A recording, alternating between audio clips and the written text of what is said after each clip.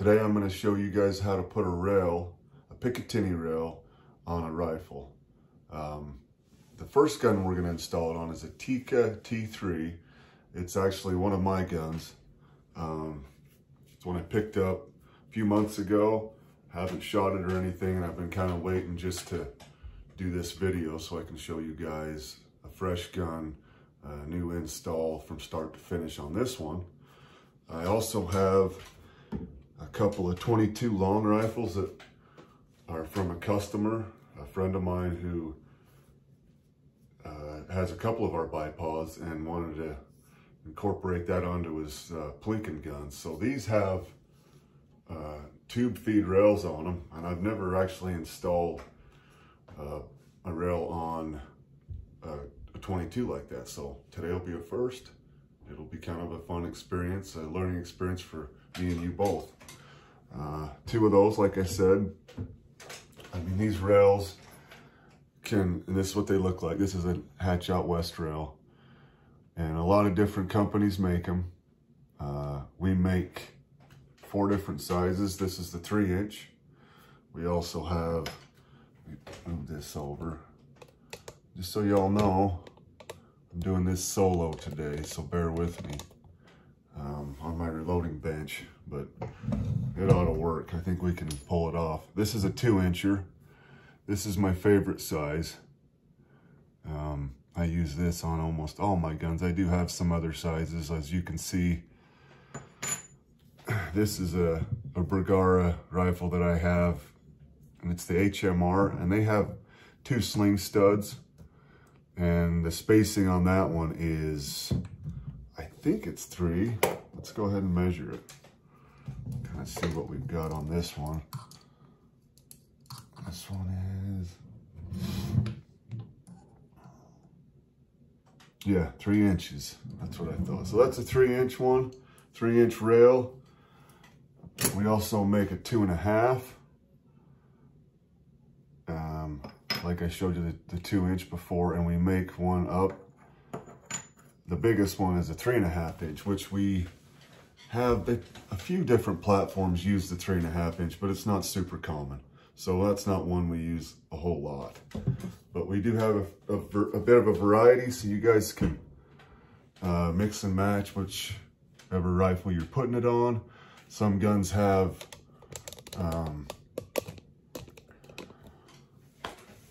double studded sling studs on the front. Most of them are just single, like the Tikka here.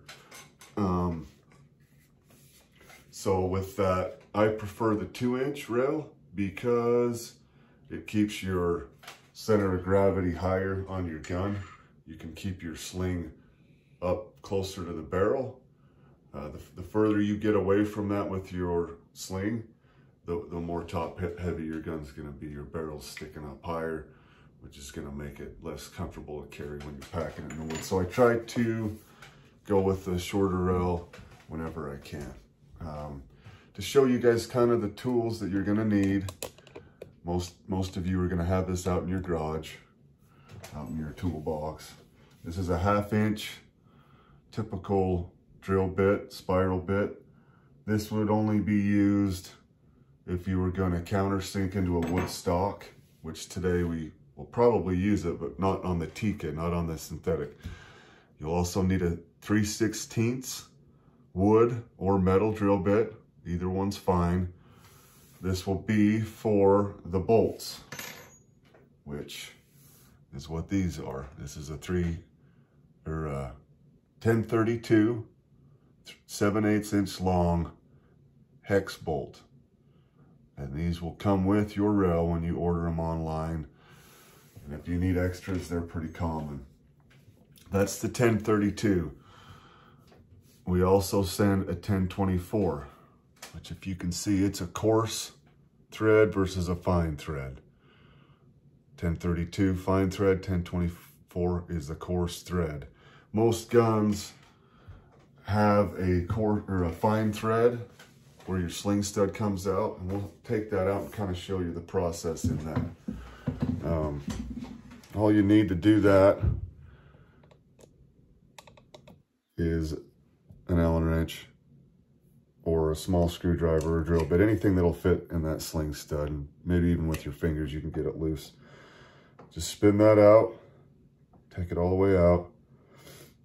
And more than likely we can reuse that nut that's embedded in the stock to mount our new rail. So let's grab a 2-inch rail. And let me kind of show you guys what it looks like on the website here, just so you can see our options for rails. As you can see, there's the 2-inch rail, 2-inch hole spacing Picatinny rail. That's this one here, so you can kind of get a hands-on visual of what they look like. And then we go down to the 2.5-inch, 3-inch, and then we have the big one, and it's 3.5-inch in it. And each one will kind of show you and tell you what they're made out of, what guns they should fit on, and so on. And then as we go up here, we have, real quick, we'll go over the different style of mounting systems. This is the ADM mounting system that we offer, that is not manufactured by us, but is made by a different company. Well, ADM makes it, American Defense. A lot of people like them. They're more money because we don't make them, so we have to pay full price and then sell them to you. But the way they work is the rail sits in there in the groove, and then this lever comes over and locks it, and it can be adjusted. The benefit to the ADM is that you can adjust the tension and the width of your rail. So some rails aren't the same as others. Now all of our rails are military spec, mil spec, which means that they are going to be the same as military, and they're consistent. And we run every rail through a go, no-go gauge so that we know that they're within the tolerances that we expect them to be. This is our style that Hatch Outwest builds. This is my favorite because it's quick and it's a little bit narrower, smaller, low profile, and it is fast, super fast. All you do is the rail slides in, you push that button, and it snaps right into the first slot that it is available. And then the same process to take it out. So those are the two different styles of heads. And then as we go up to the bipods, that's the 27-inch version. It's our most common, just so you know which one you're going to be looking at on the website. That's the one that I use mostly. We have two different sizes. We have that size and then a bigger. That's this one here, just so you kind of know what it's going to be life size to you. It's pretty compact, 16 ounces, goes from 6 inches for prone all the way up to 27 inches for sitting or even kneeling shots. So, all right, moving forward to the rail install, we've got to take off the stock first of all. And this particular gun requires a Torx 25. A Tikka uses Torx. And so I've already got that ready to go. Oh yeah, the tools that you'll need. You'll see here, we have the drill bits, the 1/2 inch, the 3/16.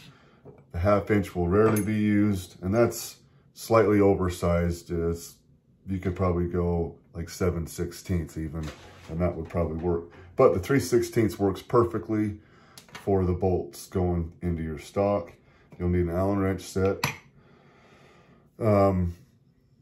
You'll need a nut driver or a pair of needle nose pliers if you don't have a 3/8 nut driver.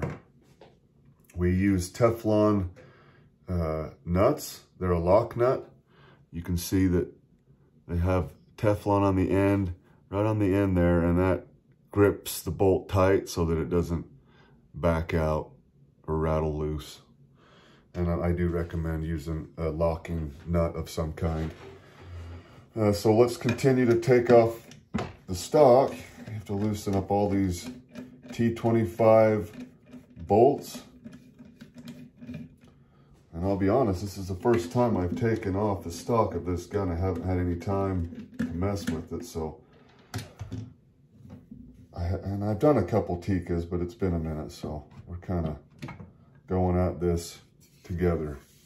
So there's the stock off the gun. Let's go ahead and set the barrel and the action out of the way. So we'll go ahead and take the magazine out, set it over here, take these bolts out so that I don't lose them.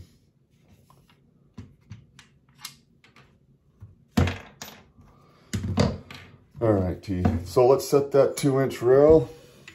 Let's line it up on the stock. Just set it there. That's gonna fit nice. That's gonna keep us closer to the top. So we have a better center of gravity. Let's kind of look at where we're gonna be drilling through the stock on the other side. We're gonna be roughly right there, so we can flip it over and just get a visual. Well, that's gonna put us in a good spot. That's gonna put us right in there, which is free and clear, no obstruction. Some of these stocks, these plastic stocks, synthetic stocks, whatever you wanna call them, they're all gonna have these little support structure that's built in there, kind of to lighten them up and keep them stiff. And this one has it, but fortunately we're gonna land where there isn't all this plastic built up. And if there is ever, that's when it gets slightly more complicated. And that's when you need to get a Dremel tool.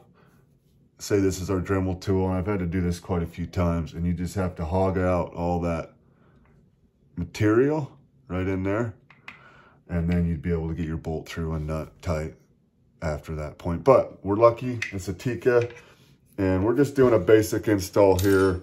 I'll try to do more videos later to kind of show every scenario, every kind of stock, wood, synthetic, high dollar, cheap, like this one is, and everything in between. So let's get that set up right there. We're gonna keep it as high up as we possibly can. And on this stock, you've got a seam from when they molded it, and it's visible and it's obvious. And what that does is that allows us to keep the rail perfectly centered on the stock. And that way we can get a straight rail, because if one's off kilter, it looks funny and it doesn't work very good because the bipod isn't square with your gun. So it's pretty important to get this straight and done right the first time. All right, I'm gonna go ahead and make just a mark with the drill bit. That's how I do it. I just make a divot in the stock. It's right there. And I'm gonna go ahead and get it perfectly centered. And slowly, let me get this in your view better. And slowly drill through there. Take your time. Make sure it stays centered. Sometimes you have to maybe move it at an angle to kind of get it to line up the way it should. See, that one kind of got off kilter, and we can adjust that by angling that in, bringing the bit up.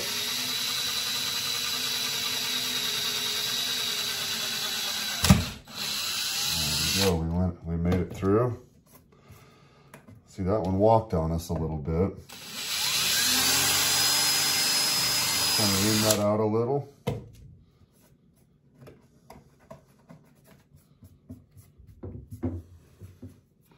So we got the hole drilled. We can set the rail on there. And the first hole obviously doesn't need a nut because it's already in the stock. So we'll set that to 1032 by 7/8 bolt that will come with your rail when you buy one. They come with, each rail comes with its own set of screws. And that way we have the first one to get it good and secure, tight, and where we want it. So we'll just cinch that down. We won't get it overly tight. We'll just suck it down so it's not going anywhere, and we'll line it up centered with our hole and our seam on the stock. Just cinch that down a bit. And then we'll take another 1032 screw. We'll run it through the hole into the stock. We'll keep our finger on there so it doesn't fall out. And then we'll get our 1032 locking nut. Make sure there's no debris in there. There was a piece of plastic. We want to make sure there's nothing in there. We'll just set that nut top of that bolt, get it started. And now's where we're going to need our nut driver. We'll go ahead and hold that in place. Get our Allen wrench. We'll cinch that down. And once these are started and fairly tight, then you can loosen them up a bit and really fine tune the location of your rail, because you don't have to, that is a slotted rail, so you do have a little bit of leeway up or down in either direction to make it look right on your gun. That's mostly all you're doing, is just getting it to fit in the right contour on the gun, look the way you like it, and keep it as high on the stock as possible. So you can see, let me get a better view for you. You can see that now that it's in place, you still have a little bit of wiggle room because of the slotted rail. I'm sure I'm biased. I've seen a lot of rails. I like ours the best because it gives you more, you have more room for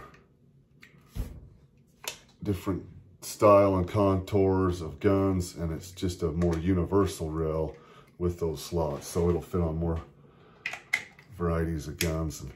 And that 2-inch is just a nice size. That's my favorite. All right, so we got that tight. It doesn't have to be overly tight. With that lock nut, it's not going anywhere. You can see inside we've got, you can see that bolt shining through. And another critical thing to consider is with the barrel channel, you need to make sure that when you look down that barrel channel, let me get my hand right there so you can see, that you never have any obstruction from your bolt coming through to secure the rail. So I always look at visually, make sure, and then once I set the gun back in the stock,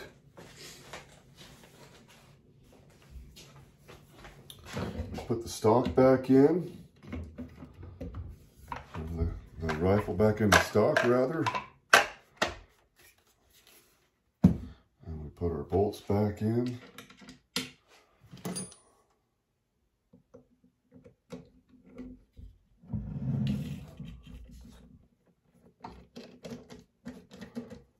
Cinch those down, and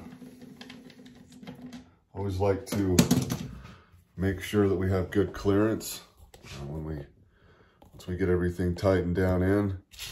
We want to make sure that we can do the dollar bill test. Make sure that we have no bolts sticking up, no interference between the barrel channel and the barrel. Just like it was before we started, we want to make sure there's no conflict there. That's basically it. I told you before I was going to do the 22 rail install, but after looking at that 22, it's going to take quite a bit more than we want to do on this video. We're already kind of going long anyway, so that's the gist. That video should cover most rifles that you're going to encounter. That most of them are about that straightforward, and they get more complicated than that. You could leave a comment below if you have any questions, or give us a call.